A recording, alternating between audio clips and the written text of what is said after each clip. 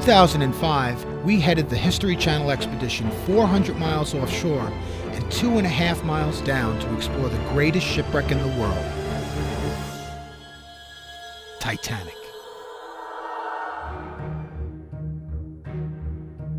There are things down there on Titanic that have still not been seen. There are things on Titanic that are not understood. Our goal is to somehow, some way, get back to this location where David Concannon dove in the year 2000, document it with film and video, and then see if we can link that to the rest of the shipwreck. On a series of dives, we documented new evidence that has raised questions amongst experts and historians about what really happened to Titanic. Now, in 2006, these questions lead us on another expedition, this time to the Greek island of Kea in search of those answers on her sister ship, Britannic. So, did you get any sleep? Did you get any rest on the air? No? Okay. No, I had a guy next to me and his wife that the guy had like emphysema or something, a bunch of O2 cylinders.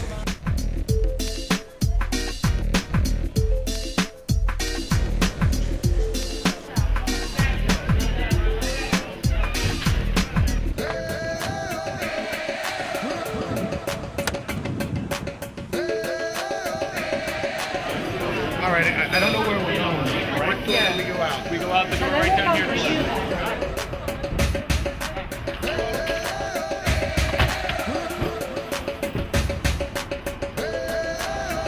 It's on its way. It's probably going to be there. With all my stuff, hopefully, and then we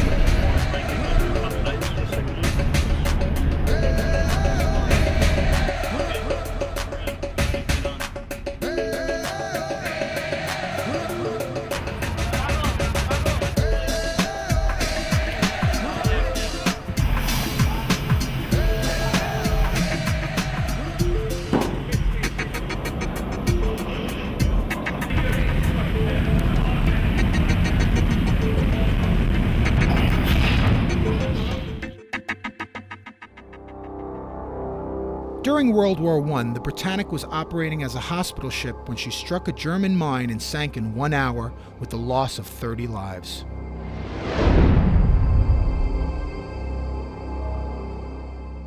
Now she lays in 400 feet of clear Aegean water, and at nearly 1,000 feet long, Britannic is the largest intact passenger liner in the world that is accessible to divers.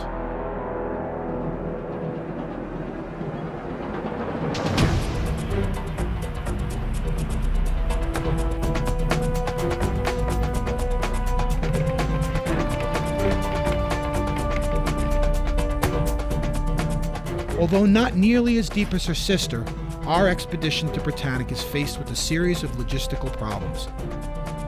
There are no dive shops or diving facilities on or near this island, and there are no local dive boats that can handle a technical expedition like this. We had to bring everything we needed to create our own technical dive center. Where's the whiskey? Where's the whiskey? We didn't bring any. Go back. And then turn an 80-foot commercial fishing vessel into a working dive bar. All right, guys, come on out. All right. Good morning, everybody.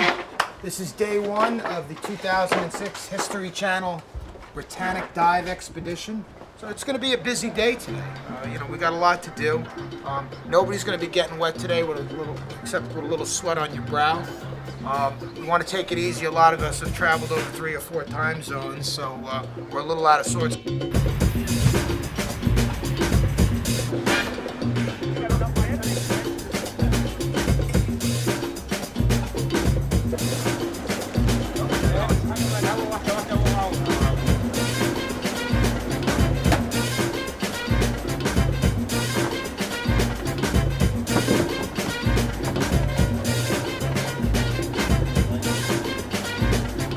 I would take a bench here and a bench there. And we got the whole sheet that goes over. So basically we're going to build this wall only 24 inches up, correct?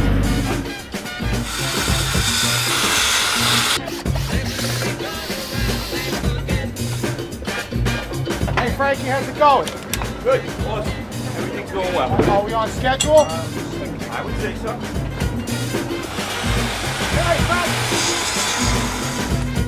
Guys, if there's any way to do it with the front cover on.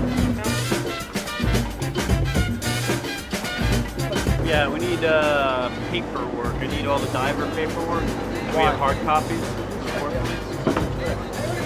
I gave it all to Panos. Actually, I gave it all to Panos. Panos has it all. Okay. They need a copy on the boat. They have to go down with the boat papers. Let's get Panos. Valves out. I don't know how you. I was going to say leave it open, but if you don't feel confident. Well, let's just go slow. How's that sound? I think that'll work. I've only been going slow. Let's go slower. Well, right now the team is starting to assemble what we call a fill station. Behind me we've got a compressor. Right now the boys are bringing out a booster pump. This is the equipment that we're going to use to take the big bottles of helium and oxygen and make trimix for the divers that are going to be breathing trimix, and heliox, which is just simply helium and oxygen, for the team that is going to be using that for the dive to Britannic. You can see all of these bottles are really just in case the rebreathers don't work. All of this is just emergency equipment.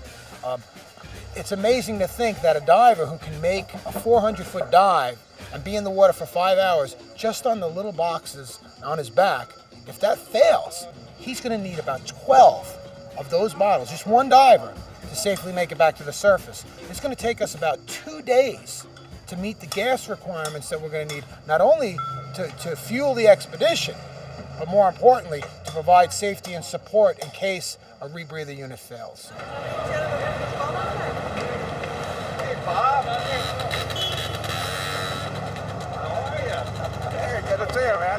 Our dive team consists of an international group of extremely experienced deep rebreather divers and imaging experts from Woods Hole Oceanographic Institute.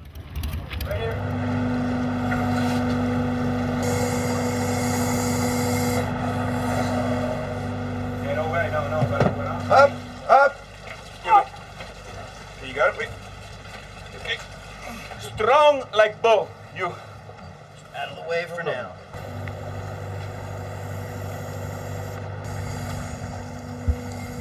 Evan, we may want to put it down on something so we don't ruin the scooter mount.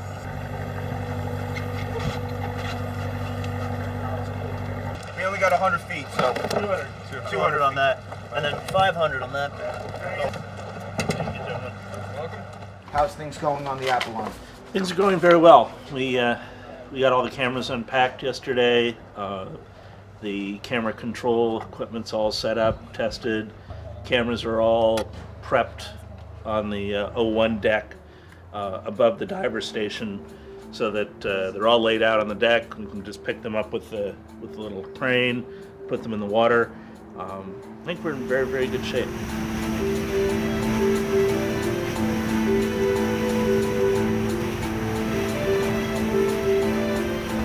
We're running over midship somewhere. I mean, we know we're heading towards the stern. Our blue marker here is in the stern section, but we don't know how far into the stern. basically what I want to do. Here's the scope of R1. He's heading this way right now. Here's northeast. We know that's our wind direction. He's heading due southwest to the black ball, which is straight ahead. It's actually a little different than southwest. We're starting to get wrecked. This seems to be from stern to bow, if the numbers are correct. Yeah. So what it look like, Frankie? It looked pretty good.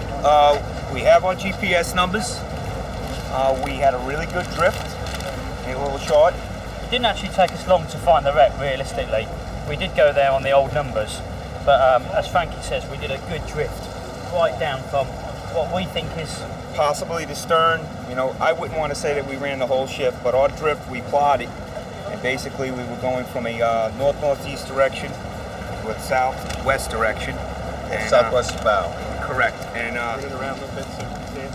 got really, really nice relief right at this number here.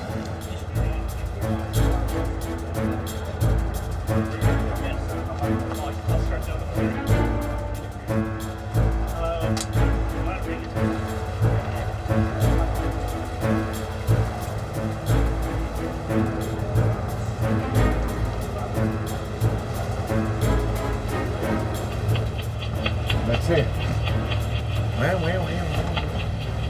Λιμεναρχείο Λαβρίου το Απόλλων.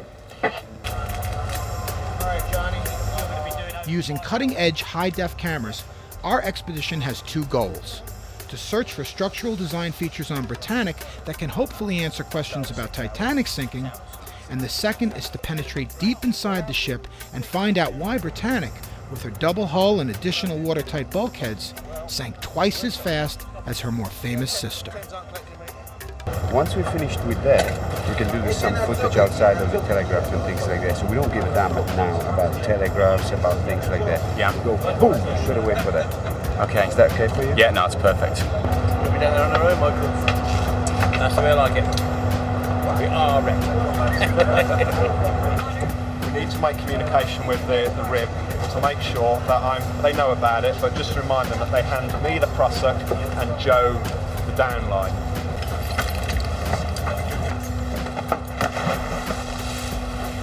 Wait, clear! My main role on this dive is to assist Evan.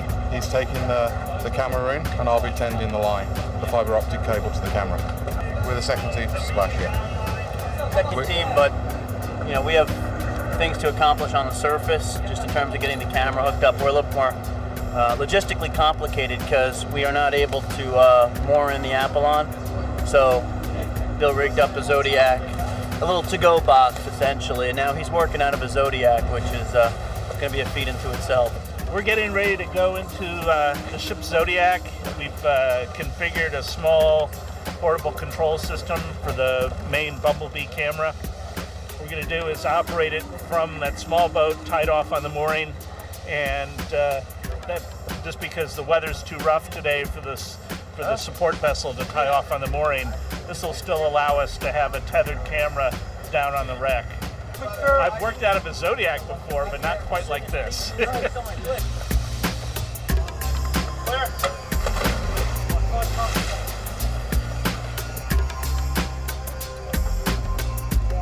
It's going to be my deepest wreck dive. It's not my deepest dive, but it's going to be my deepest wreck dive where I'm going to be going inside a shipwreck. Traveling quite a bit of distance, someplace where no one's ever gone before. We don't know what obstructions or hazards wait for us, but we've really done our homework. We've studied the plan. We've liaised with the experts who can tell us how Britannic was built, what to expect in those rooms the day she was built. But what they can't tell us is what's happened in nearly the 100 years that she's been laying on the seabed. She's filled up with coal dust. She's been deteriorating, not to say, and also to add that, somebody detonated a huge weapon next to the area where we're going in. So we have no idea what we're going to find when we go in. We know what we're looking for. We know where it is. We know how to get there. I guess in a couple hours I'll be able to tell you what it was like and what we found.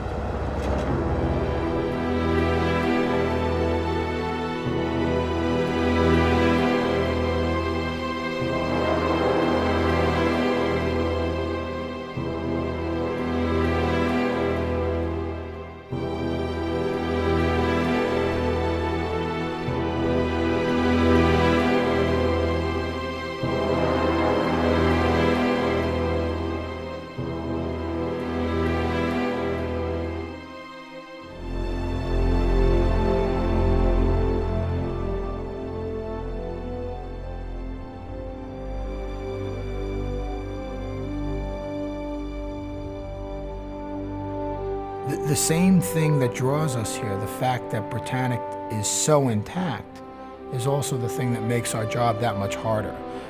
If she was broken open, much like Titanic, we could peer in those ruins.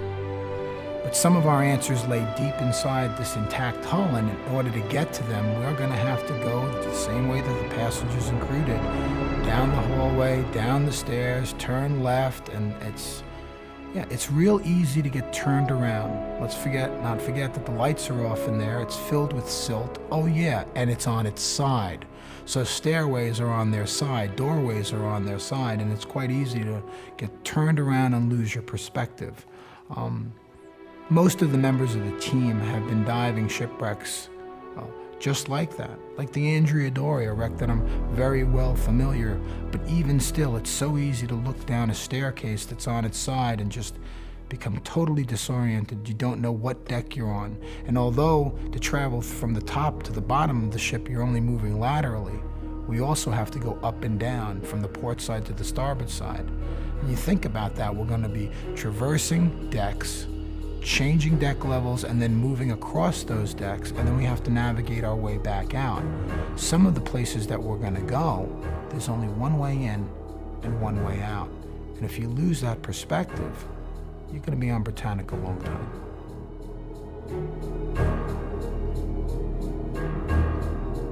There's a very good chance that on Britannic, we may be able to go somewhere, we may be able to find something that's going to change what people have believed about Britannic, and in some ways her sister ship Titanic. That's pretty heady, you know, to be able to contribute to or even possibly change people's perceptions of history. History is a work in progress, and when something great like a huge passenger liner goes down like the Britannic in an act of violence, there's a lot of questions that were never really answered. And prior to the last few years, the technology really didn't exist for people to go inside Britannic. I mean, think about that.